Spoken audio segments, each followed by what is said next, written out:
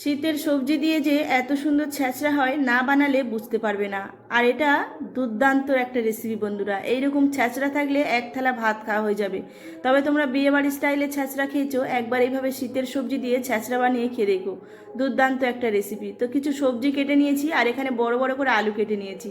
আলুটা ভালো করে লাল লাল করে ভেজে তুলে নেব। এখানে কলাটাও ভেজে তুলে নিলাম, কাঁচকলা, আর দিয়েছি পটল, পটলটাও ভেজে তুলে নেব। এবার বেগুন দেব, বিনস, গাজর আর মূলো একসাথে ভেজে তুলে নিলাম।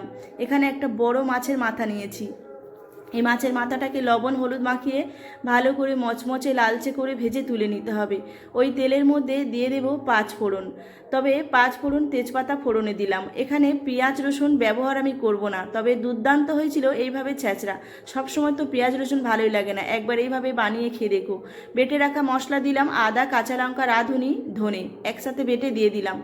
আর দিয়েছি একটু হলুদ গুঁড়ো, লবণ আর লঙ্কার গুঁড়ো। খুব ভালো করে মশলাটাকে কষিয়ে নিতে হবে। কষানো হয়ে গেলে মাছের মাথাটাকে দিয়ে দেব, দিয়ে ভালো করে এরকম ভেঙে দিতে হবে।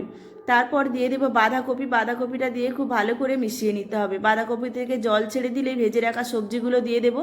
খুব ভালো করে কষিয়ে নেব সবজিগুলোকে দিয়ে।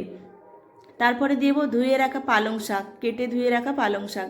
ভালো করে দিয়ে নাড়াচাড়া করে ঢাকা দিয়ে এইরকম সিদ্ধ হতে দিতে হবে।